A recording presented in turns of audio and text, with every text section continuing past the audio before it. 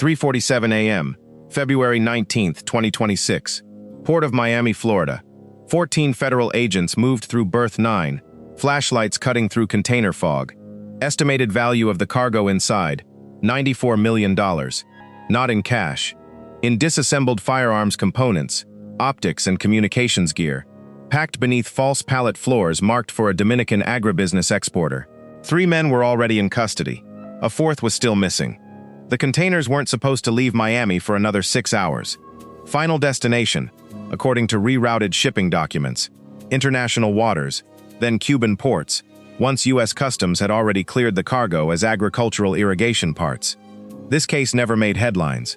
It was sealed for 4 months, while agents built a financial case wide enough to survive a defense team.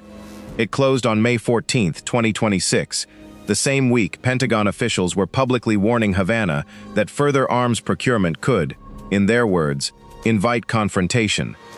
Nobody connected the two stories. They were the same story. By the end of this case, federal investigators would trace a $94 million arms pipeline back through a 2025 government surplus auction the ATF had already flagged and nearly missed. One employee at a freight forwarding company would be the only reason any of it surfaced.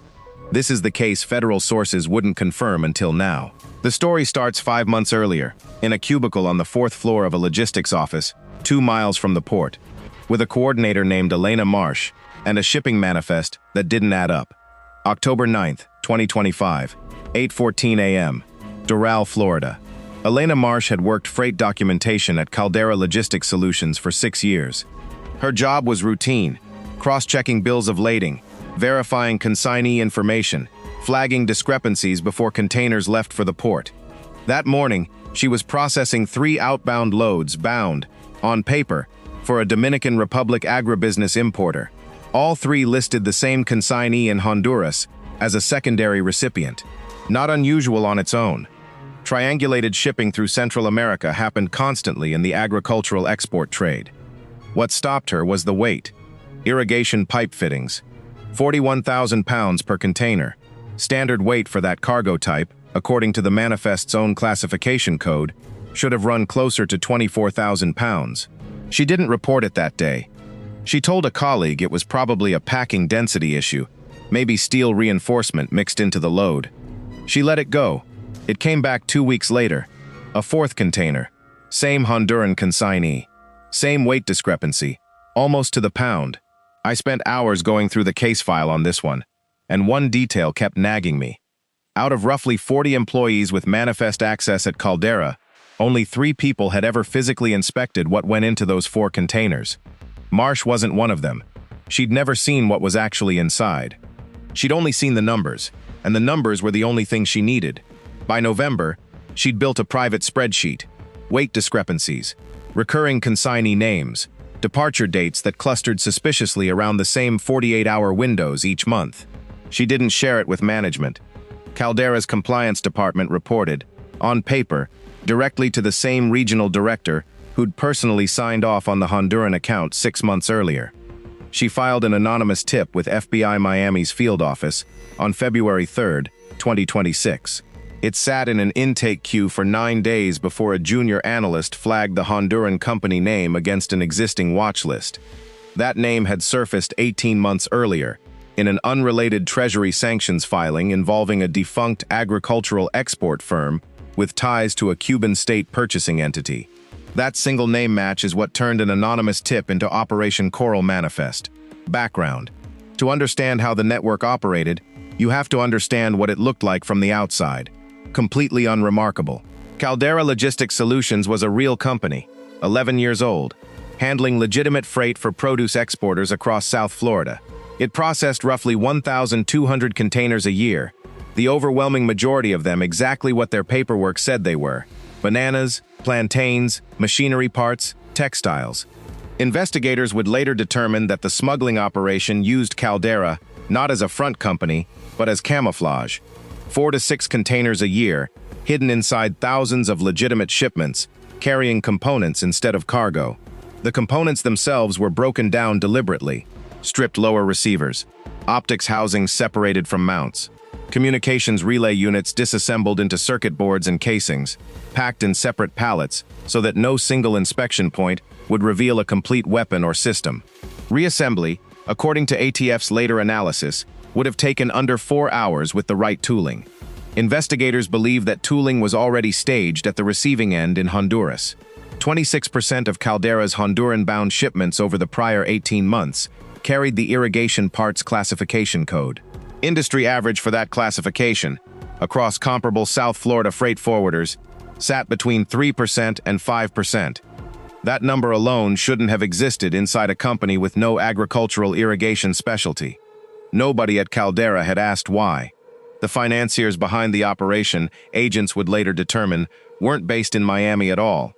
Wire records eventually traced lead financing through a Panama-registered holding company with 3 layered ownership entities, the last of which dissolved and reformed under a new name every 14 to 16 months, a pattern consistent with deliberate corporate camouflage rather than ordinary business turnover. The first real obstacle came almost immediately. FBI Miami had a name and a weight discrepancy. Nothing else. No physical evidence. No confirmed contents. A premature search warrant on a working freight company, based on an anonymous tip and a statistical anomaly, risked tipping off the network and burning the case before it started. Agents decided to wait. They needed someone inside who could identify departure windows without raising suspicion. That meant going back to Marsh and convincing her to keep working at a company she now suspected was moving something far more dangerous than agricultural parts. She agreed on February 17, 2026, after a single in-person meeting with Special Agent Daniel Reyes of FBI Miami's Transnational Organized Crime Squad. She would continue flagging containers through normal channels. She would not access anything outside her existing job duties. She would not ask questions. Surveillance began on February 24, 2026. ATF's Miami Field Division joined the case after a records cross-check produced the first hard lead: serial number fragments recovered from a partial inventory list, obtained through a confidential source inside Caldera's warehouse staff, matched components from a 2025 Department of Defense surplus auction lot. The ATF's National Tracing Center had already flagged that lot for monitoring after irregularities in its original sale documentation. That changed the case entirely. This wasn't simply smuggling. It was diversion, legally surplused, federally auctioned equipment, rerouted through a private buyer, and funneled into an illegal export pipeline aimed, eventually, at a sanctioned destination. For 6 weeks, agents tracked container movement without making a single arrest. Pole cameras went up 2 blocks from Caldera's warehouse. A joint FBI-ATF surveillance team logged truck movement at the port's container yard around the clock. Financial investigators built out the wire transfer chain, watching nearly $11 million move through 4 different shell accounts in under 90 days. In late March, the wiretap authorization on the lead financier's phone lapsed for 9 days during a judicial review delay, a gap agents hadn't anticipated, and one that nearly cost them the network's communication pattern entirely. During those 9 days, the network shifted its primary contact method to an encrypted messaging app agents couldn't access without a fresh warrant. They adapted. Surveillance teams shifted resources toward physical movement tracking, truck routes, port badge access logs, dock crane assignments, building a case on pattern rather than intercepted content. It worked, but it cost the investigation nearly 3 weeks of forward momentum. By early April, agents had identified the 3 Caldera employees with direct knowledge of the operation's true cargo: a warehouse supervisor, a regional account manager, and 1 dockside loading coordinator with Port Authority clearance. The case looked, on paper, almost finished. What agents didn't know yet, the network had a 4th man, one whose name didn't appear anywhere in Caldera's payroll system at all. What's most surprising about this case isn't the $94 million figure. It's how ordinary the operation looked from the outside the entire time. No armed guards, no clandestine warehouse, just a logistics company, processing freight the way thousands of companies do every day in South Florida, with 4 containers a year doing something completely different from the other 1,196. April 9, 2026. Agents intercepted a wire transfer of $2.3 million, routed from the Panama holding company through a Miami-based currency exchange business, and into an account belonging to a man named Tomas Ferreira. That name had never surfaced in any of Caldera's internal records. Ferreira wasn't a Caldera employee. He was a licensed federal firearms dealer based in Jacksonville, Florida, holding an active Type 07 manufacturing license. Records showed he had purchased the original surplus lot, the same lot whose serial numbers matched the components recovered from the smuggling shipments, at a Department of Defense excess property auction in August 2025 for $1.4 million. He had reported the lot as scrapped for parts 6 weeks after purchase. ATF compliance inspectors had accepted that paperwork without a physical inventory check, a routine gap in the post-auction verification process that, investigators would later note, has historically affected a small percentage of dealer-reported surplus disposals nationwide. Ferreira hadn't scrapped anything. He'd disassembled the entire lot, packaged the components, and sold the resale rights to the Panama Holding Company for roughly 4 times his original purchase price. This is the part of the story I'd ask you to sit with for a second. Quick aside, if a story like this is worth your time, the like button helps more people see it. Now, back to Ferreira. His arrest came faster than the rest of the networks. FBI agents and ATF compliance investigators executed a search warrant on his Jacksonville facility on April 22, 2026, recovering financial records, shipping correspondence, and a partial second inventory. 11 crates of optics and mounting hardware Ferreira hadn't yet moved. Here's what this tells us about the system that's supposed to prevent exactly this. Government surplus auctions move enormous volumes of decommissioned and excess equipment every year, much of it legitimately destined for scrap or civilian resale. The compliance check that's supposed to verify a dealer's disposal claim is, in practice, a paperwork review, not a physical audit. Ferreira's case wasn't a sophisticated evasion of that system. It was a 6-week paperwork gap that nobody closed. With Ferreira's arrest, the case escalated past Miami's field office entirely. FBI headquarters in Washington brought in the Bureau's International Operations Division, given the Cuban destination, while ATF's Office of Strategic Intelligence opened a parallel review of every surplus auction lot Ferreira's company had purchased over the previous 3 years. 14 separate transactions, 6 of which remained unaccounted for. That number, 6 unaccounted for lots, became the open question agents are still working to close. Here's the take that'll probably get us some pushback. The federal surplus auction system, as currently run, makes a case like this almost inevitable. You can't process tens of thousands of equipment lots a year on a paperwork honor system and act surprised when a licensed dealer treats it as a loophole instead of a regulation. Ferreira didn't need to be clever. He needed a 6-week gap and a buyer willing to pay 4 times market rate. By late April, the case had grown well beyond a single Honduran shell company. Financial investigators traced the Panama Holding Company's onward payments to a second network, a freight consolidator operating out of Tegucigalpa, with documented prior shipping relationships to at least 2 companies under existing U.S. Treasury sanctions for dealings with Cuban state entities. Would you have caught it? Picture being Elena Marsh, a documentation clerk with no law enforcement background, alone with a spreadsheet of weight discrepancies and a hunch nobody asked her to act on. What do you think? Does a case like this get solved without someone like her? Or does the system eventually catch it anyway? By early May, the case faced its hardest decision point. Agents had enough evidence to arrest the 3 Caldera employees and Ferreira immediately. But the loading coordinator with Port Authority access, a man named Gerald Okafor, was scheduled to oversee one final shipment on May 14th. If agents moved early, they risked losing the chance to seize the cargo itself, the strongest physical evidence in the case. If they waited, they risked the network detecting the surveillance and scattering before the seizure. Supervisory Special Agent Patricia Lindquist made the call on May 6th. Let the final shipment proceed under full surveillance, intercept it at the port before departure, and execute coordinated arrests the same morning. It was a decision with no good outcome guaranteed. A single missed signal, a single agent recognized inside the port's restricted zone, could collapse 5 months of work in an instant. The plan held for 8 days.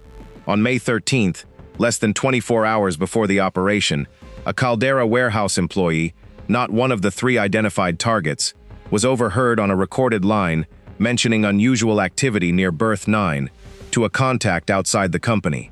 Agents had no way of knowing whether word had reached the network's leadership in time to abort the shipment. They moved the operation up by 6 hours. The raid, 3:47 a.m., May 14, 2026. Port of Miami, Florida.